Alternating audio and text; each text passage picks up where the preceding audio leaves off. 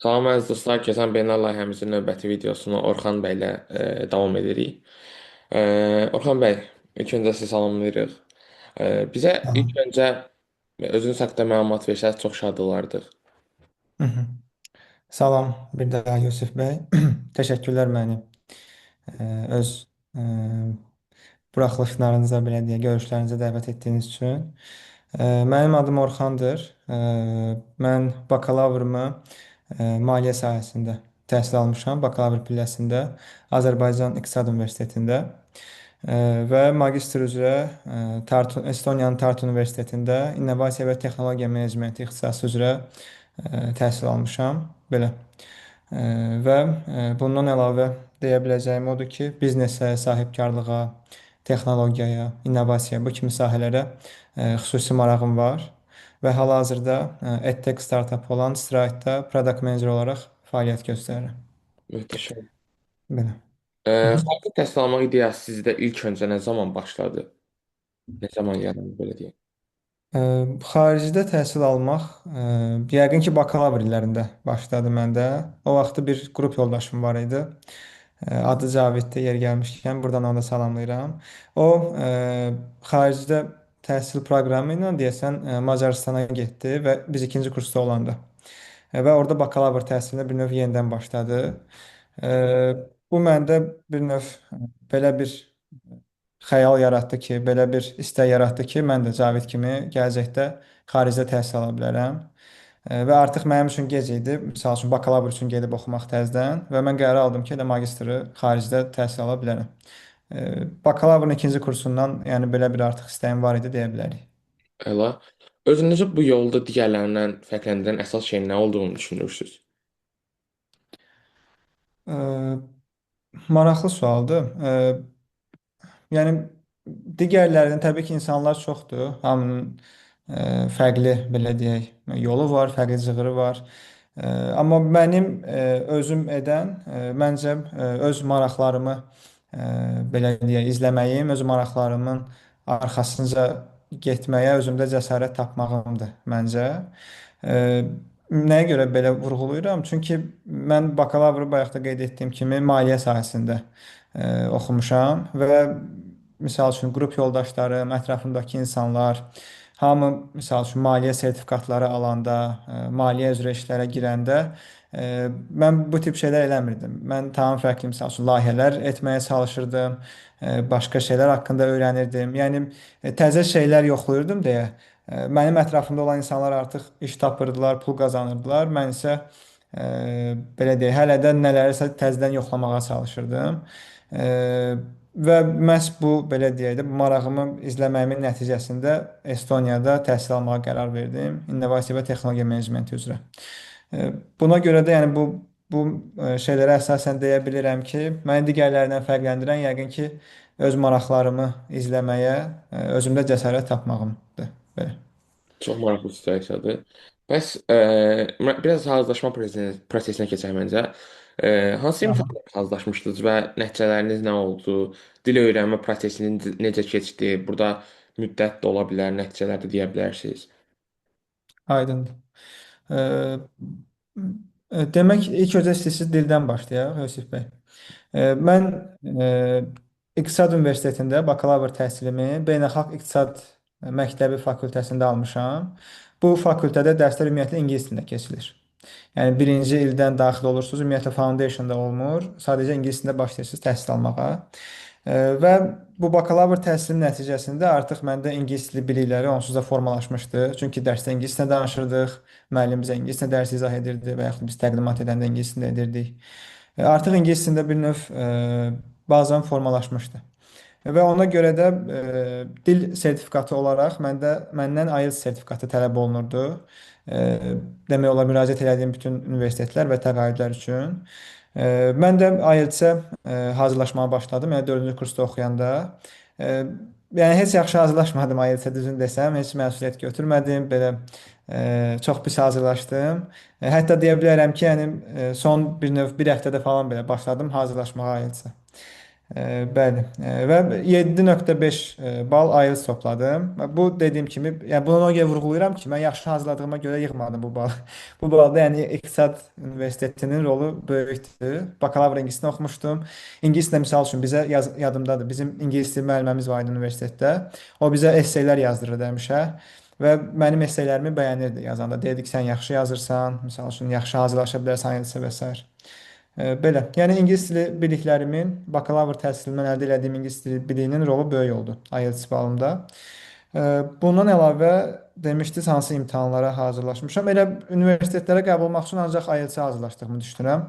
Başqa bir imtahan verdiyimi xatırlamıram. Belə. Başqa bir sualınız var idi? Bir neçə sual səsləndirdiniz. Ola bilər nəsə Ben, unutdum. müddəti qeyd eləmişdim. Siz elə dediniz bir həftə hazırlaşmışam və nəticəniz də 7-5 olub. Belə məncə başlığa cavabladınız bəli. Aydın. Aha. Bəli. Növbəti sualım belədir ki, hansı bacarıqlarınızı inkişaf elətdirməyiniz bu ümumi application işlərində sizə daha çox kömək oldu? Hı. Maraqlıdır. Hansı bacarıqlarım? Application-da ümumiyyətlə belə deyək də, siz özünüzü application müraciət edirsiniz. Özünüz haqqında ya yazılı formada, ya da ki video formatında hər hansı bir məlumatları qarşı tərəfə çatdırmaq istəyirsiniz. Bir növ siz qarşı tərəfə satmaq istəyirsiniz ki, baxın mən bura müraciət edirəm, həqiqətən də bu haqqda maraqlıyam. Məsəl üçün bu təqaüdü qazanmağa layiqəm, bu universitetə qəbul olmağa layiqəm. Və burada bir növ özünüzü təqdim etmə bacarıqlarınız, həm yazı formatında öz fikirlərinizi, inanclarınızı, vizyonunuzu belə deyək, həm yazı formatında, həm də video formatında təqdim etmə bacarığınız düşünürəm ki, önəmlidir. Mən elə dediyim kimi tələbəlik illərindən e, bir növ çox yazıb eləmirdim, amma yazanda bilirdi, hiss edirdim ki, yaxşı yazıram. Misal üçün deyirəm, bu çox yəni indirekt olacaq dediyim şeylər. Misal üçün şeirləri dinləməyi sevirdim, şeir yazırdım bəzən. Yəni bu yazı bacarığı, o fikrini, sözünü bir növ ideyanı sözə tökmək bacarığı məncə mənə kömək olub. Bir növ motivasiya məktubumu yazanda, bəlkə hər hansı bir başqa bir məktubu yazanda. Bir də ki, elə tələbəlik illərindən çalışırdıq ki, qrup yoldaşlarımızla bir yerdə biznes yarışlara qoşulaq və misal üçün hər hansı bir sosial layihələrdə iştirak eləyək. Bu da təbii ki, insanın sosial bacarıqlarını, digər insanlarla danışmaq, ünsiyyət qurmaq bacarıqlarını inkişaf elətdirir. Düşünürəm ki, bu ünsiyyət bacarıqları da məhz bu video təqdimat zamanı və yaxud da intervyular zamanı özümü daha yaxşı, daha inamlı göstərməyimə kömək olub. Belə. Bu bacarıqlarım məncə kömək olub təqaüd və universitet qəbulları qazanmağımda. Möhtəşəm. Bəs sosial aktivitetləri artırmaq istəyən gənclərə nə kimi məsləhətlər görərsiniz ki, yəni siz bunları eləmişdiniz və deyirsiniz ki, siz də bunu eləsəz daha yaxşı olar. Aydındır. Bəli, bu tip məsləhətlər əslində. Məsləhət deyəndə bu barədə fikrimi bölüşə bilərəm. E, Ümumiyyətlə belə bir tendensiya hiss eləyirəm ki, e, bizdə tələbələr bir növ sosial aktivlik olsun deyə sosial aktivlik eləyirlər sanki. Misal üçün baxırlar ki, atıram misal üçün asan xidmət var, gedirlər asan xidmətə. Formula 1 var, gedirlər Formula 1-ə. Və bir növ hamı klişe şəkildə eyni şeyləri edir sanki. Amma insan bir növ biraz özünü insan, yəni tələbələr özünü biraz tanımağa vaxt ayırsa, özlərini kəşf eləməyə vaxt ayırsa, əslində yəni sosial aktivlik təkcə Formula 1 ilə və yaxud da asan xidmətlə sərhədlənmir. Burada o qədər müxtəlif fürsətlər var ki, Azərbaycanda sosial bir növ fəaliyyət göstərməyə. Misal üçün deyirəm, mən İqtisad Universitetində Enactus təşkilatı var idi. Enactus ümumiyyətlə tələbələr üçün nəzərdə tutulmuş bir təşkilatdır. Tələbələr, bilmirəm, siz eşitmisinizmi ümumiyyətlə Enactus haqqında? Maraqlıdır. Bəli, bəli. Eşitmisiniz? Səfərən Bəli, bəli. bir neçə universitetdə bunun komandaları olmalıdır, Neftusun. Bəli, bəli. Və hər universitetin özünə məxsus komandası olur. İl ərzində həmin komandalar sosial biznes layihələri həyata keçirirlər. Sonra ölkə daxili çempionatı olur, bir-birinə yarışırlar, universitetlər təqdimat eləyirlər layihələrinin. Ölkə üzrə qalib olan komandadan, universitet komandası da dünya üzrə bir dünya yarışına gedir Enactus üzrə. Və misal üçün mən Enactus mənə maraqlı gəlmişdi. Çünki sahibkarlığa marağım var idi, biraz ətraf mühitə, ekologiyaya marağım var idi. Və Enactus bunları özündə birləşdirirdi. Mən qərar verdim ki, Enactusa müraciət edeyim. Misal üçün ikinci kursda oxuyanda. Hər şey yaxşı oldu. Bir növ, yəni aktiv fəaliyyət göstərdim. Hətta növbəti il bizim universitet üzrə Enactus komandasının bir növ lideri seçildim. Yəni komandamızın rəhbəri seçildim. Belə. Yəni misal üçün deyirəm, mən bu cür maraqlarımı izləyərək Enactusa qoşuldum və yaxud da e, bir növ ətraf mühitin mühafizəsi ilə bağlı, bundan bağlı bir növ e, awareness bizim dildə nə gedir? Awareness fərqindəliyi artırmaq üçün müxtəlif təşkilatlar var Azərbaycanda. Misal üçün Ecofront, bilmirəm eşitmisinizmi yoxsa yox. Bu kimi təşkilatlara qoşularaq mən sosial fəaliyyətimi edirdim. Və bunu edəndə həm insanın özünə olan inamı artır məncə. Çünki bilirsən ki, həqiqətən də fərq yaradırsan. Sənin etdiyin sosial aktivlik cəmiyyətdə bir fərq yaradır. Həm də bir növ artıq bu özünə inam sən bir növ motivasiya məktubu yazanda, sən intervyuya girəndə istər-istəməz özün göstərir. Çünki sən bilirsən ki, digərlərindən nə eləsə fərqlənirsən. Yəni səni fərqli edən bir şeylər var və bunu da qarşı tərəfə çatdıra bilirsən düşünürəm. Ona görə yəni təbii ki, bunu sırf təqaüd qazanmaq üçün etməməli tələbələr. Sırf onların özü üçün, öz şəxsi inkişafı üçün tövsiyə edərdim ki, öz maraqlarına uyğun sosial aktivliklər etsinlər və bu onların bir növ özlərini daha yaxşı tanımasına, özlərini daha yaxşı formalaşdırmasına kömək eləcək olacaq deyə düşünürəm. Əla. Bəs müsahibəyə hazırlaşarkən və yaxud da ki, esse yazarkən ən çox nələrə Hı hı. diqqət etdiyinizi düşünürsünüz? Ən çox nələrə diqqət etdiyimi düşünürəm. Maraqlıdır. Ə, Bir neçə məqama deyərdim ki, diqqət etmək lazımdır burada. Mən diqqət edirdim. Birincisi odur ki, misal üçün təqaüdə müraciət edirsinizsə və yaxud da universitetə müraciət edirsinizsə, baxmalısınız ki, universitet və yaxud da təqaüd sizdən nə tələb edir. Biraz yəni strateji davranmaq lazımdır burada. Misal üçün deyirəm, Çivling təqaüdü var və Çivling təqaüdü sizdən tələb edir ki, universitetdə təhsil aldıqdan sonra öz ölkənizə qaydasınız, öz ekosisteminizə, öz bir növ gəldiyiniz yerə qaydasınız və ora hər hansı bir qatqı sağlayasınız. Və siz götürüb Çivling Universitetinə hazırlaşanda ora yazsaz ki, mənim məqsədim İngiltərədə qalmaqdır və yaxud da İngiltərədən Amerikaya getməkdir. Çivling təqaüdü ilə gəlmişkən İngiltərədə yəni olan bir təqaüddür. Yəni təbii ki, sizi qəbul etməyəcəklər. Çünki bu təqaüdün bir növ öz strateji hədəfləri var. O hədəflərdən biri də, əsas hədəflərdən biri də odur ki, burada tələbə bu təqaüdlə təhsil alan tələbə qayıtsın öz ölkəsinə və öz ölkəsinə töhfə versin. Ona görə də misal üçün o tip bir təqaüdə müraciət etdikdə siz yazmalısınız ki, misal üçün qeyd etməlisiniz ki, mən öz ölkəmə qayıtmaq istəyirəm, təhsil aldığım sahədə müxtəlif istiqamətlərdə töhfələr vermək istəyirəm. Belə. Ən birinci demək istədiyim odur ki, bu tip strateji qərarlar vermək lazımdır. Baxmaq lazımdır ki, təqaüd, universitet sizdən nə istəyir. E, İkinci bir məqam isə o olar ki, hansı sahə üzrə müraciət edirsinizsə, çalışmalısınız ki, o tərəflərinizi, o sahəyə uyğun tərəflərinizi, xarakteristikalarınızı bir növ büruzə verəsiniz. Misal üçün, nə deyə bilərik? E, Yəni bir sahəyə müraciət edirsinizsə, misal üçün ola bilər ki, IT sahəsinə müraciət edirsiniz və sizin tutaq ki, ətraf mühitlə bağlı da çoxlu şeyləriniz var, etdiyiniz şeylər var. Amma yaxşı olar ki, IT-yə müraciət edirsinizsə, IT sahəsində etdiyiniz işləri, IT sahəsində olan təcrübələrinizi qabardasınız, yəni göstərəsiniz. Çünki yəni hansı sahəyə müraciət edirsinizsə, sizi əsasən o sahə üzrə qiymətləndirirlər, o sahə üzrə potensialınızı qiymətləndirirlər belə. Yəni məncə diqqət yetirilməli iki əsas məqam bundan ibarətdir, belə düşünürəm. Ola bilər nələrsə var, yadıma gəlmədi, ağlıma gəlmədi. Belə. Əla. İstəyirsiniz biraz müraciət prosesindən danışaq. Aha. Universitetə müraciət zamanı hansı sənədləri toplamışdınız əsas olaraq? Ə, Aydındır. Hansı sənədləri toplamışdım?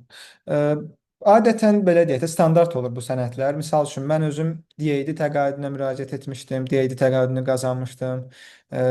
Polşada Stefan Banach təqaüdü var idi, onu qazanmışdım. Tartu Universitetinə müraciət edib Tartu Universitetindən həm qəbul almışdım, həm də ki universitet daxili təqaüd qazanmışdım. Bunları nəyə görə sadalayıram? Yəni bu misal üçün bu üç fürsəti deyək, bu üç fürsətə müraciət etdikdə e, yəni təxminən eyni şeylər tələb olunurdu. IELTS sertifikatı, yəni dil sertifikatı, sizin ingilis dilində bildiyinizi sübut edən bir sertifikat. Sonra rekomendasiya məktubu tələb olunurdu bəzilərində. Ə, Motivasiya məktubu tələb olunurdu. Sizin transkriptinizin, sonra bakalavr diplomunuzun tərcüməsi tələb olunurdu, tərcümə və təsdiqi tələb olunurdu. Belə adətən bu sənədlər belə deyək tələb olunurdu və bunları toplamışdım. Təbii ki, xırda dəyişikliklər var idi bu tələb olunan sənədlər arasında. Lazımdırsa daha detala gedə bilərəm, amma kifayət edirsə məncə bu məlumata kifayət edə bilər. Məncə kifayətdir. Bəli. İstəyir biraz təqaüddən və dəstək imkanlarından danışaq. Çünki təqaüdü vurğuladınız siz burada. Hansı təqaüdlərə müraciət etmişdiniz və bu təqaüdləri hansı yollarla tapmışdınız əsasən? Ə, Bəli. Hansı təqaüdlərə? Dediyim kimi, DAED təqaüdü Almaniyada magistr təhsili almaq üçün. Deyəsən həm magistr, həm bakalavr, tam dəqiq yadımda qalmayıb artıq, amma mən magistr təhsili almaq üçün müraciət etmişdim. Və Stefan Banach təqaüdü var. Bu Polşada olan bir təqaüddür. Polşada magistr təhsili almaq üçün bir təqaüddür. Bu təqaüddə qazanmışdım. Bir də Tartu Universitetinə müraciət etmişdim. Tartu Universitetində öz daxili təqaüdü olur. Misal üçün, İnnovasiya və Texnologiya Menecmenti magistr proqramına misal üçün 2022-ci il üçün 30 tələbə qəbul edirlər və bu 30 tələbədən 13-ünə təqaüd verirlər ki, ödənişsiz oxusun bu tələbə burada. Belə. Və bu amma yəni siz əgər bu təqaüdü qazanmasanız misal üçün Tartu Universitetində təhsil almaq ödənişlidir. İllik misal üçün 8.000 və yaxud da 9.000 avroya yaxın bir xərciniz çıxır magistr təhsil almaq üçün.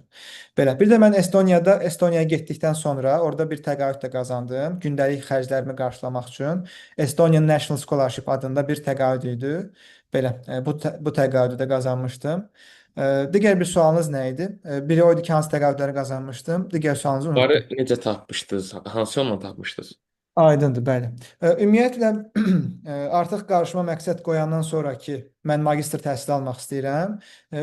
Bakalavrın 3-cü kursunda və 4-cü kursunda artıq başlamışdım bir növ təqaüd paylaşan mənbələri izləməyə. Misal üçün hansısa bir saytın e-mail newsletterinə subscribe olmuşdum. Yəni onlar mənə həftəlik misal üçün hansı təqaüdlər var, e-maillə göndərirdilər və yaxud da Facebookda, WhatsAppda müxtəlif qruplara daxil olmuşdum, hardakı təzə təqaüdlər paylaşılır belə. Təbii ki, o paylaşılan təqaüdlərin hər biri insanın hədəflərinə uyğun olmur, məqsədlərinə uyğun olmur.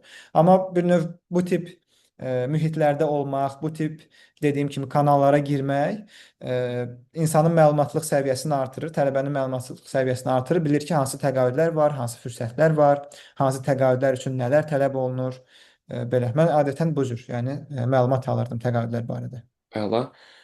Siz özünüzü təqaüd komissiyasına necə təqdim elədiniz və buradan fikirləşirsiniz ki, bu şeylərə görə digərlərinə fərqləndiniz? Əslində bu sualı bayaqdan fərqli situasiyalarda vermişəm, amma yenə də istəyirəm Hə, ki, təqaüdlə bağlı versəm daha yaxşı olar ki, nə ilə bağlı üzr istəyirəm. təqaüdlə bağlı ki, siz təqaüd Aha, komissiyasını necə fərqləndirdiniz özünüzü?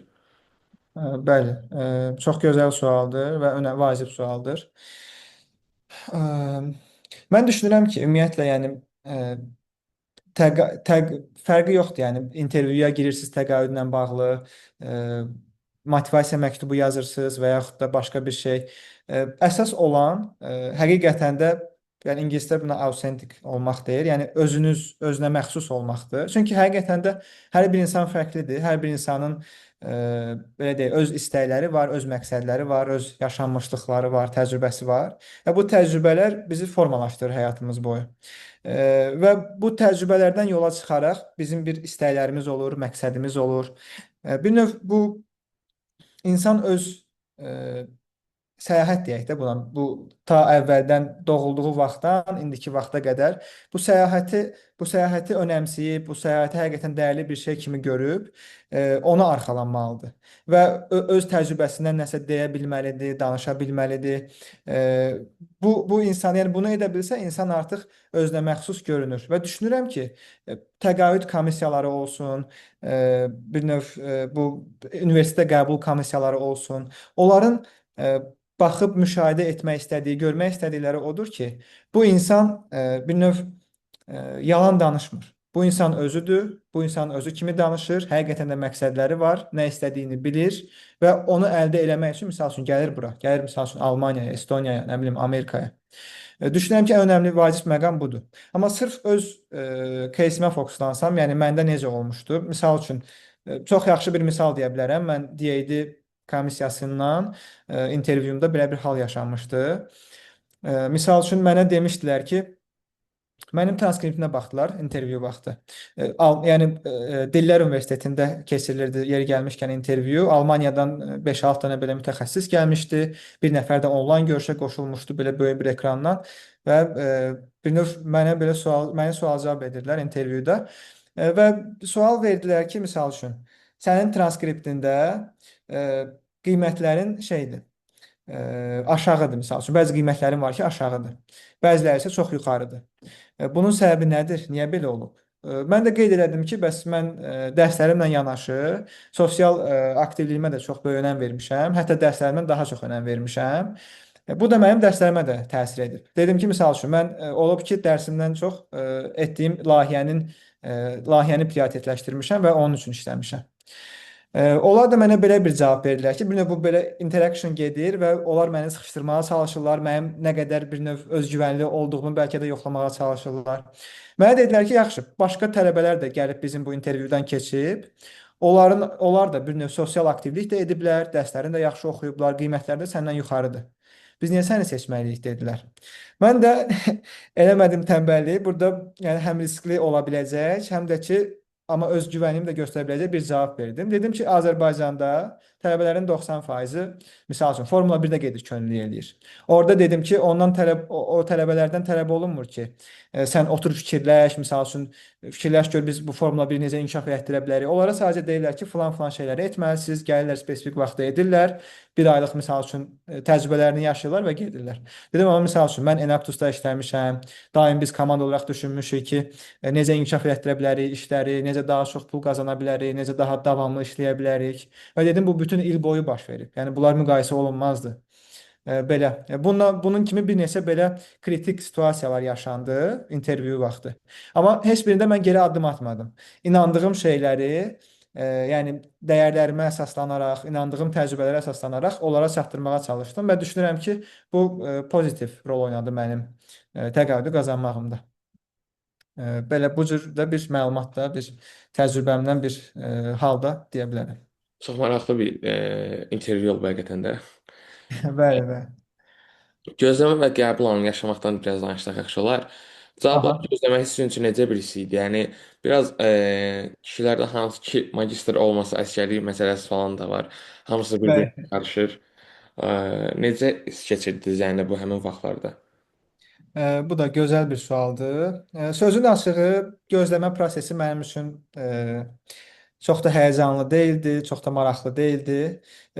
Düşünürəm ki, mən heç o vaxtı tam da fərqində değildim ki, ümumiyyətlə gedib xaricdə təhsil almaq nə deməkdir? Bunu tam anlaya bilmirdim düşünürəm. Sizin də qeyd elədiyiniz kimi, yəni mənim əsas deyəndə, yəni əsaslardan biri deyək, motivasiya mənbələrindən biri əskərlikdən, yəni əskərliyə getməyib magistr təhsil almağa getmək idi, səmimi olsaq. Belə. Amma yəni bu haqda narahat da deyildim. Məsəl üçün mən qəbul almayıb əskərliyə getsəydim də bir növ bunu dünyanın axırı deyil. Düşünürəm ki, oradan da nəsə öyrəniləsi bir şey var. Ümumiyyətlə insan düşdüyü hər bir situasiyadan, təcrübədən nəsə öyrənə əldə edə bilir. Təbii ki, Estoniyaya gedib təhsil almaq bir il gedib əsgərlik çəkməkdən daha yaxşı bir fürsətdir çox insan üçün. Yenə də yəni bunu özümə bir problem kimi görmürdüm. Ona görə çox da həyəcanlı deyildi mənim üçün. Çox belə səbirsizliklə gözləmirdim cavabları. Belə çox da belə dediyim kimi həyəcanlı deyildim. Bu sualınız bundan ibarət idi, ancaq gözləmə prosesi necə idi, o Gözləmə başqa. prosesi necə bir hiss idi sizdə? Belə yəni çox da həyəcanlı deyildim belə. Əla. Bəs yaxşı, qəbul olunduğunuz cavabını gördükdə necə bir hiss keçirdiniz? E, Bu da maraqlı bir sualdır. E, Anlıq sevinc hissi gəlir insana təbii ki. Yəni belə sevinirsən ki, mən bunu bacardım. Amma bu anlıq olur. Yəni şəxsən məndə elə oldu. Belə düşünürəm ki, ümumiyyətlə mən o vaxtı təbii ki, insan yəni böyüdükcə başa düşür bir çox şeyləri. O vaxtı yəni bu böyük bir uğurdur əslində. Məsəl üçün hansı bir təqaüdü qazanmaq, bu cür fürsətləri qazanmaq. Mən o tip şeylərə görə misal üçün özümü təbrik etməyi bacarmırdım. E, Bu xəbər gəldi, biraz sevindim, dostlarıma, yaxın adamlarıma xəbər verdim və salam. Yəni bir andan sonra bunun şeyi keçdi. Amma düşünürəm ki, belə olmalı deyil. Yəni tövsiyəm belə olar ki, bu çox böyük bir uğurdur. Böyük olmasa belə, lap xırda uğur olsa belə insan bunun üçün belə bir uğurlara görə, yəni özünü təbrik eləməyi, özünü mükafatlandırmağı bacarmalıdır. Belə olsa daha yaxşı olar. Belə. Əla. Bayaq bir neçə yer vurğuladınız ki, bir neçə yerdən qəbul almışdınız. Bəs siz Bəli. bu qəbullar arasında necə seçim elədiniz? Yəni bu biraz çətin prosesdir mənim fikrimcə ki, bir neçə universitetdən qəbul alırsınız, təqaüdlər var falan və siz onların içində seçim eləməlisiniz. Bəli, bəli. Çox çətin prosesdir. Xüsusilə belə deyək də, e, qazandığınız fürsətlər, əldə elədiyiniz, sizin əlinizdə olan fürsətlər yaxşı fürsətlərdirsə, yəni çox çətin olur. Belə. Misal üçün mən dediyim kimi, şeydən də DA-dən də qəbul almışdım, Almaniyada gedə bilərdim təhsil almağa, Estoniyadan da qəbul almışdım və Polşadan da qazandığım təqaüd var idi. Bir növ ətrafımda olan insanlar, yaxınlarım, ailəm, qohumlarım, hamı mənim e, bir növ necə deyək, inandırmağa çalışırdı ki, Almaniyanı seç, bəs daha yaxşı ölkədir, daha inkişaf etmiş ölkədir. Həqiqətən də Almaniyanı seçməyi mənim üçün çox daha məntiqli idi. Nəyə görə? Almaniyada qazandığım təqaüd mənim gündəlik xərclərimi qarşılayırdı. Yəni qeydi təqaüdü 900 avroya yaxın sizə təqaüd verir aylıq 2 il ərzində. Və Almaniyada təhsil də adətən dövlət universitetlərindədir, pulsuzdur. Bir növ normal həyat şəraiti yaşaya bilirsiniz. Mən amma Estoniyadakı misal üçün qazandığım fürsət ancaq təhsil haqqından azad olmuşdum Tartu Universitetində və gündəlik xərclərimi qarşılaya biləcəyim bir təqaüd fürsəti yox idi məndə. Ancaq Estoniyaya gedəndən sonra mən xəbər tutdum ki, belə bir bayaq dedim, Estonia National Scholarship qazandım gündəlik xərclərimi qarşılamaq üçün. Onu ora gedəndən sonra mən xəbər tutdum ki, belə bir təqaüd var imiş ümumiyyətlə. Onun varlığından xəbərdar değildim. Mən bu qərarı verəndə bu cür qərar almışdım ki, Estoniyaya gedəcəm. Mənim gündəlik xərclərimi qarşılamağa bir növ maddi gücüm olmayacaq, təqaüd olmayacaq, məcbur iş tapıb işləməli olacağam. Yəni bu halla dəyərləndirmişdim, bu e, məlumatlarla dəyərləndirmişdim fürsətləri və baxmayaraq ki, ətrafımdakı insanlar deyirdi ki, Almaniya fürsətini seçmək lazımdır. İçimdə, yəni mən ümumiyyətlə dediyim kimi sahibkarlığa, texnologiyaya, startapa, məsəl startaplara böyük həvəsim var və Estoniya bir növ elə bir ölkədir ki, özünü bu digitallaşmış ölkə olaraq market eləyə bilən, yəni sata bilən bir ölkədir. Təbii ki, elədir. Yəni orada proseslər daha sürətlidir, daha digitallaşmışdır, daha elektrondur. Amma yəni bu kimi məqamlar məni sövq elədi ki, mən Estoniyanı seçim. Çünki orada misal üçün şirkət qurmaq da daha asandır, startaplar da daha çoxdur. Startaplar üçün misal üçün akselerasiya proqramları, inkubasiya proqramları daha çoxdur. Bu da mənim Estoniya fürsətini seçməyimə səbəb oldu. Amma seçərkən də belə deyək də gözü bağlı da seçmədim. Misal üçün Estoniyada təhsil almış insanlar var idi. Onlarla əlaqə saxladım, görüşlər etdim, məsləhətlər aldım. Hətta bir insan var idi, Ayaz Kərimov. O da tamamilə, yəni eynilə mənim kimi bir situasiya ilə qarşılaşmışdı. O da Tartu Universitetindən də qəbul alınmış vaxtı ilə DED təqaüdünü də qazanıbmış. O mənə dedi ki, mən Tartu Universitetini seçdim. Sən də seçə bilərsən. Yəni eyni situasiyada demək olar, peşman olmazsan dedi. Və mən də belə Estoniyanı seçməyə qərar aldım. Əla, bəs yaxşı. Əgər yenidən seçim şansınız olsaydı da, yəni bu üç şeyi verirsə, yenə Tartın seçərdiniz. Maraqlı sualdır. Cavabım da maraqlı olacaq. Yəqin ki, yox seçməzdim. Amma ona görə yox ki. Nəsə demək istəyirdiniz? Ha, niyə deyəcəkdim niyə? Onu davam Hə, edir. niyə? Bəli, bəli. Çünki bilirsiniz, ümumiyyətlə hər fürsət özü ilə yeni fürsətlər gətirir, yeni insanlar tanımaq şansı, yeni şeylər öyrənmə şansı gətirir. Məhz bu səbəbdən, yəni yenidən bir seçim şansım olsaydı, mən Almaniyanı seçərdim. O təcrübəni də yaşamaq üçün. E, Belə, amma heç kim bilmir yəni necə olacaqdı. Almaniyanı seçəndə bəlkə Almaniya daha pis olacaqdı. Belə. Hər bir halda elədiyim seçimdən razıyam. Düşünürəm ki, o vaxtı sahib olduğum məlumatlara əsasən düzgün seçimi seçmişəm. Baxmayaraq ki, misal üçün mən qayıtmışam Azərbaycana, Estoniyada iş tapa bilmədim təəssüf ki. Düşünürəm ki, amma önəmli olan odur ki, insan özü qərar versin və qərarının nəticələri ilə üzləşsin. Misal üçün mən qərar verdim, bəlkə də Almaniyanı seçsəydim, Almaniyada çox yaxşı karyeram olacaqdı. Bilmirəm, bəlkə çox daha yaxşı fürsətlər qarşıma çıxacaqdı, amma e, mən o seçimi etsəydim, öz seçimimi etmiş olmayacaqdım. Yəni mənim öz seçimim Estoniyanı seçmək idi və düşünürəm ki, yaxşı ki də bu seçimi etmişəm. Belə. Və düşünürəm ki, bu uzun müddətdə, long termdə mənə çox daha böyük gətiri gətirəcək, confidence, özünə inam gətirəcək, nəinki başqalarının fikirlərinə bir növ əsaslanaraq istəmədiyim seçimi etmək. Əla. Yaxşı, bəs bu həmin ixtisas seçməyinizdə səbəb nə idi? Bəli, bu nə idi səbəb? Əslində spesifik bir səbəb var. Mən ümumiyyətlə, yəni artıq 3-cü kursda, 4-cü kursda oxuyanda hiss edirdim ki, maliyyə üzrə davam etmək istəmirəm karyeramı. Mənim istədiyim, misal üçün, IT, IT ilə biznesin kəsişməsində nələrsə etməkdir. Misal üçün, bəlkə bir layihə eləmək, bəlkə hardasa, misal üçün, product owner və yaxud da biznes analist olaraq işləmək. Gələcəkdə imkan olsa, mümkün olsa öz startapımı yaratmaq misal üçün. Və görürdüm ki, maliyyədə oxumaq, maliyyədə təhsil almaq məni bu tərəflərə aparmayacaq. Mən fərqli nəsə etməliyəm. Və nəticədə mən başladım bir növ xaricdəki universitetlərin kurikulumlarını araşdırmağa. Misal üçün Almaniyada təqaüdü qazanmamışdan əvvəl də Almaniya universitetlərində olan universitetlərin kurikulumlarına da baxırdım. Ən çox xoşuma gələn, yəni əlimdə olan fürsətlər, gedə biləcəyim yerlər arasında ən xoşuma gələn Tartu Universitetinin bu innovasiya və texnologiya menecmenti ixtisasının kurikulumu idi. O misal üçün biznes analizi istiqamətində, product management, yəni məhsul menecmenti istiqamətində maraqlı dərslər təklif edirdilər. Və məhz bu səbəbdən mən düşünürəm ki, yəni sırf Tartu Universitetini və bu ixtisası seçdim. Hətta Almaniyaya yox, Estoniyaya getməyimin digər səbəblərindən biri də məhz bu ixtisasın özü də elə. Əla. Burada Tartuda tədris necə təşkil olunmuşdu? Yəni siz artıq Azərbaycan təcrübəniz də olub, Tartu təcrübəniz də olub. Yəni sizcə burada fərqləri nə idi? Yəni bizlə ölkə o həmin Tartu arasındakı tədris fərqi və dərslər əsasən praktikaya nəzərən keçirilirdi yoxsa nəzəriyyə nəzərən keçirilirdi? Aydındır. Təşəkkürlər sual üçün. Təbii ki, fərqlər var idi. Fərqlər var idi təhsil sistemində. Dərslər daha praktika yönümlü idi. Bir növ qrup işlərini daha çox belə deyək, prioritetləşdirirdi.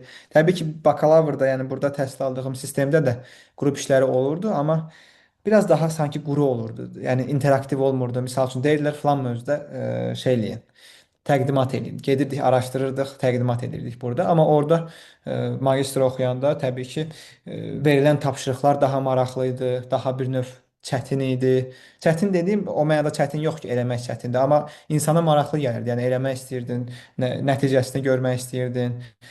Belə. Yəni bunun üçün də bir növ düşünmək lazımdır. O tapşırıqları misal üçün verə bilmək üçün görünür ki, düşünülmüş bir təhsil sistemi var idi. Və teorik idimi, yoxsa ki, praktikaya əsaslanırdı. Bu dərsdən asılı idi düzü. Elə dərs var idi ki, ümumiyyətlə mənim ixtisasımda yəni hər şey gözlədiyim kimi oldu deyə bilmərəm. Elə dərslər var idi ki, çox teorik keçdi, hansı ki, mənim istəmədiyim bir şey idi. Belə. E, Yəni dərsdən asılı idi. Elə dərslər var idi ki, teorik keçirdi. Elə dərslər isə var idi ki, praktikaya çox yaxşı əsaslanırdı, yaxşı praktik tapşırıqları var idi və insan çox şey öyrənirdi. Əla, möhtəşəm. Ə, Bəs bu xarici təhsil almaq sizə nə qatdı ki, yəni məsələn fikirləşirsiniz ki, mən bakalavr qurtaranda başqa birisi idim, amma tartıdan qaydanda başqa birisi oldum və yəni aradakı inkişaf fərqi nə oldu əsas? Ə, Gözəl sualdır, Yusif bəy. Ümumiyyətlə, başqa bir mühitə getmək, başqa bir belə deyək, millət nümayəndələri ilə, başqa bir tamam fərqli backgrounddan, tamam fərqli yerdən olan insanlarla bir yerdə işləmək insana çox şey öyrədir. Yəni başa düşürsən ki, necə insanlar var, hər kəsin misal üçün qərar verməsinə nələr təsir edir. Başa düşürsən ki, dünya çox belə bir yerdə, müxtəlif bir yerdə. Yəni sən onu e, insanın çünki müxtəlif bir inancları var, bir qəlibləri var ki, özümüzü salmışıq o qəliblərin içinə. Gedib görürsən ki, yox, tam elə deyil yəni. Hər şey sən düşündüyün kimi, sən bildiyin kimi deyil. Tam fərqli şeylər var həyatda. Bu cəhətdən yəni müxtəlif belə deyək, düşüncə tərzlərinə, müxtəlif e, yanaşma tərzlərinə ekspoz olmaq üçün, yəni belə deyək, ingiliscə sözlər çox istifadə edirəm, üzr istəyirəm buna görə. Yəni müxtəlif yanaşma tərzlərini Bəzi sözlər həqiqətən də tərcüməsi tapmaq çətin olur. bəli, bəli, çətindir, elədir. Müxtəlif yanaşma tərzlərini görmək üçün yaxşı bir fürsətdir. Bundan əlavə gedirsən, yəni burada bir çox tələbə adətən valideynləri ilə qalır. Mən də elə idim. Amma orada yəni özün tək qalırsan, müxtəlif insanlarla bir yerdə qalırsan, misal üçün yeməyini özün bişirməlisən, digər işlərini, gündəlik işlərini özün görməlisən. İnsan həm fərd olaraq böyüyür deyərdim. Həm də ki, təbii ki, yəni bu danılmaz bir faktdır ki, bir çox xarici ölkələrdə təhsil sistemi bizdən daha yaxşıdır. Yəni gedib daha yaxşı təhsil ala bilirsən, daha yaxşı şeylər öyrənə bilirsən. Məhz buna görədir ki, məsəl üçün iş bazarında da xaricdən gəlmiş tələbəyə daha böyük tələb var, nəinki Azərbaycan Universitetindən məzun olmuş tələbəyə belə. Yəni bir növ insanın müxtəlif qapılar aça bilir, müxtəlif şeylər öyrədə bilir. Məncə yaxşı bir şeydir. İnsanlar, tələbələr bunu dəyərləndirməlidir, bu cür Əla. fürsətləri. Bəs tartıda oxuduğunuz zaman Azərbaycanla bağlı ən çox darıxdığınız şey nə idi? Azərbaycanla bağlı ən çox darıxdığım şey, yəqin ki, anamın yeməkləri olar. Ailəm olar, ailəm, yaxınlarım, onlarla onlar üçün çox darıxırdım. Bir də pişiyim. Orada pişiklər ümumiyyətlə küçədə pişik çox az olur, çox nadir hallarda görürsüz. Görəndə də belə bizdəki kimi insanın yanına gəlmirlər, qaçırlar. Ona görə də mənim pişiyim var ümumiyyətlə, adı Qaracadır. Belə Qaraca üçün çox darıxırdım. Belə yaxınlarım və Qaraca üçün Əla. darıxırdım. E, Bəli. Mənim sonuncu sualım belə olacaq ki, ümumi bütün prosesi başdan sona Hı. qədər, yəni ümumiləşdirsəz və bu Bəli. ümumiləşdirməni üç sözdən ifadə eləsəz, üç ifadə ilə ifadə eləsəz, hansı Hı hı. sözlər istifadə edərdiniz? Eee, Maraqlı sualdır. Hansı sözlərlə ifadə edərdim? Birincisi soyuq olardı, soyuq. Çünki Estoniya soyuq ölkədir. Belə düşündüyümdən də soyuq imiş. Soyuq, maraqlı eee, və öyrədici. Soyuq, maraqlı və öyrədici deyə bilərik. Möhtəşəm. Mənim suallarım bu qədər. Yəni əlavə etmək istədiyiniz bir şey varsa, əlbəttə əlavə edə bilərsiniz. Eee, Əslində yox, eləmək istədiyim bir şey yoxdur. Sadəcə demək istəyirəm ki, insanlara, tələbələrə, ümumiyyətlə bunu izləyən hər kəsə, e, yəni çalışın öz yolunuzu formalaşdırın, öz yolunuzla gedin. Riskli olsa da, təhlükəli olsa da belə deyək, məncə buna dəyir. İnsan daha yaxşı hiss eləyir, insan yaşadığını hiss eləyir belə. Hamıya tövsiyə edirəm ki, öz maraqlarının arxasınca getsin, öz maraqlarını izləməkdən çəkinməsin və məncə long termdə, yəni gələcəkdə, uzun vadədə bu sizə çox böyük qatqı sağlayacaq. Sağ olun, həqiqətən də dəvətimizi qəbul etdiyiniz üçün çox maraqlı bir video alındı həqiqətən də. Belə. Buyurun, buyurun Yusuf bəy.